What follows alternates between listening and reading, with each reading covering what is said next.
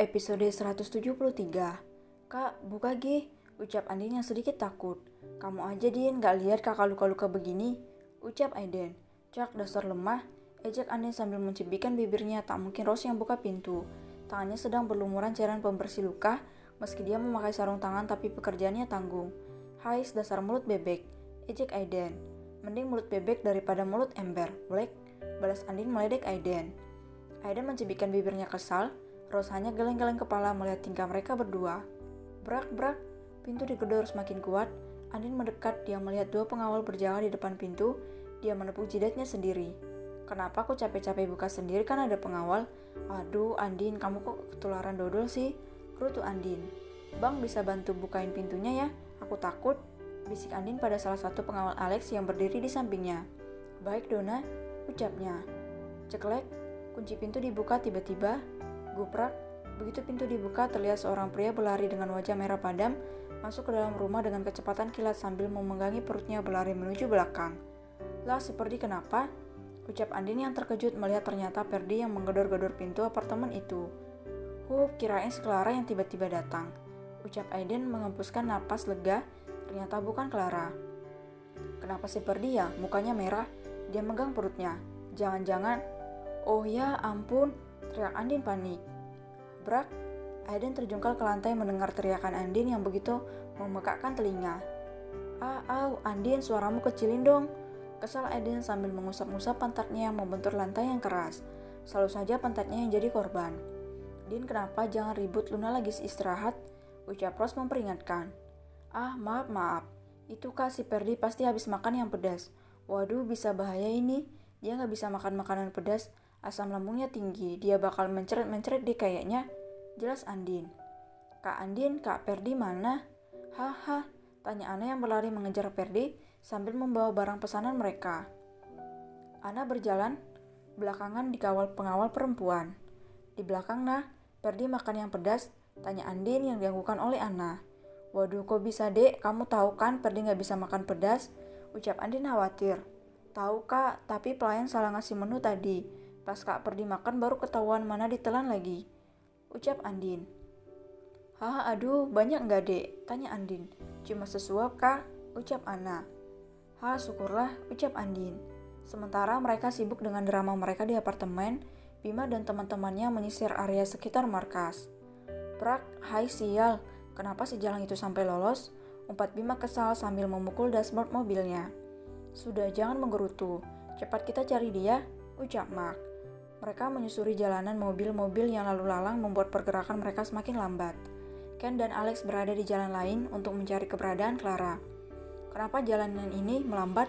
Ucap Bima. Peletak, kepala Bima dipukul oleh seseorang dari belakang. Dia adalah Gama yang kesal mendengar celotehan pria itu.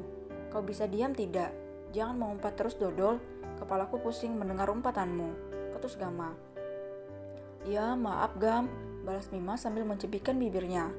Mereka terus mencari hingga di persimpangan jalan mereka melihat sosok Clara sedang berjalan terseok-seok. Dia berpenampilan seperti orang gila untuk menutupi identitasnya. Mark, itu dia, teriak Bima. Bima, jangan teriak, kesal Gama. Cak, kau diam saja, itu perempuan itu, ayo kejar. Jangan sampai dia hilang, ucap Bima.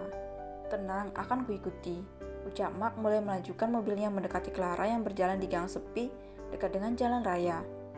Sialan kau Bima, aku akan menghabisi kalian semua. Aku akan menghabisi kalian. Cak, ini juga tergores. Sial. Kerutu wanita itu sambil memegang pahanya yang tergores kaca. Goresannya cukup dalam hingga membuat kulitnya berdarah. Berani sekali kalian membuatku jadi seperti ini. Tunggu pembalasanku. Geramnya lagi. Clara berhasil melarikan diri setelah membuka ikatan tangannya dengan menggunakan belati yang berhasil diambilnya lagi saat di apartemen Alex tadi. Dia memecahkan kaca jendela dan terjun bebas ke dalam tempat sampah yang berisi penuh dengan kain dan kertas membuatnya tetap selamat. Clara terus berjalan entah kemana, pokoknya dia bisa menghindar dari anak buah Bima sejauh mungkin. Hingga tiba di dekat rel kereta api. Dor, suara tembakan pistol terdengar menggelegar membuat beberapa warga ketakutan. Namun mereka langsung diamankan oleh pengawal yang dibawa oleh Gama, Ken, dan Alex. Berhenti kau Clara, teriak Bima keluar dari mobil berusaha mengejar Clara. Bagaimanapun dia pernah menaruh hati pada wanita itu, dia setidaknya masih memiliki sedikit rasa iba meski perasaannya sudah dihancurkan berkeping-keping oleh wanita itu. Buat apa kau akan membunuhku kan? Sebelum itu terjadi aku akan membunuhmu terlebih dahulu. Aku akan membunuh kalian semua, teriak Clara dengan tawa jahatnya. Kau sudah gila, Clara. Aku yang jadi korban kerakusan kalian di sini. Aku yang akan memberikan hukuman untukmu. Teriak Bima kesal. Dia berjalan mendekat semakin dekat dan mengejar Clara. Ting, ning, ning. Suara peringatan kereta api akan lewat berbunyi, membuat mereka panik apalagi melihat Clara yang sangat dekat dengan rel kereta api. Itu tidak akan terjadi, Bima. Bagaimanapun aku berterima kasih padamu karena cinta bodohmu itu. Aku setidaknya bisa merasakan sedikit rasa dicintai oleh seseorang, ucap Clara dengan mata berkaca-kaca. Sensasi yang menyenangkan, tapi itu tidak cukup untukku, Bima. Aku butuh kepuasan, aku butuh dipuaskan, makanya aku mengkhianatimu dan mencari laki lain, dan dia adalah Niall. Hanya dia yang bisa memuaskan hasratku, ucap Clara dengan tatapan tak biasa. Bima tertegun. Dia benar-benar semakin hancur saat mendengar apa yang dikatakan Clara. Bagaimana bisa wanita yang kelihatan polos itu sudah jatuh sangat dalam dan jauh. Lalu kenapa harus aku, Clara? Kenapa harus aku yang jadi korban kalian? Kau tahu aku sakit, hatiku hancur berkeping-keping saat melihat semua kelakuan bejat kalian. Aku tulus mencintaimu, tapi apa? Teriak Bima. Kau mengubah rasa cinta di hatiku menjadi rasa benci yang teramat besar. Teriak Bima menumpahkan segala sesuatu yang sangat sesak di dalam dadanya. Jujur saja jika ditanya, Bima masih memiliki rasa cinta itu dalam dirinya. Dia terlanjur mencintai Clara terlalu dalam hingga hatinya menjadi korban atas keegoisan wanita itu. Baguslah. Dengan begitu aku bisa mati dengan tenang. Terima kasih Bima, terima kasih sudah mengajariku apa itu cinta. Walau sebentar aku merasa bahagia. Aku sudah hancur, hiks, aku sudah hancur Bim. Maafkan aku, lirik Clara dengan derai air mata. Tut, bunyi kereta api semakin dekat, begitu juga dengan Clara yang semakin dekat dengan rel kereta api itu. Sampai jumpa, semoga kau bahagia Bima, maafkan aku menyakitimu, teriak Clara dan serak. Clara melompat ke rel kereta api tepat saat kereta api itu sudah mendekat. Tut, kritang, klotang, Clara, teriak Bima.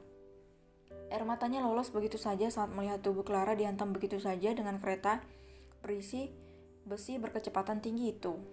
Tubuh Clara remuk, dia terseret hingga 50 meter. Masinis harus menghentikan kereta apinya secara dadakan. Bima dan sahabat-sahabatnya membeku menatap tubuh Clara hancur di depan mata mereka sendiri. Mereka langsung menghampiri Bima yang menangis terseduh-seduh. Dia benar terpuruk dan hancur saat ini. Kenapa kau meminta maaf? Seharusnya jangan katakan apa-apa agar aku bisa membencimu seumur hidupku. Aku sakit, aku benar-benar hancur Clara, teriak Bima menangis. Aku tidak tahu harus bagaimana. Bima menangisi dirinya sendiri.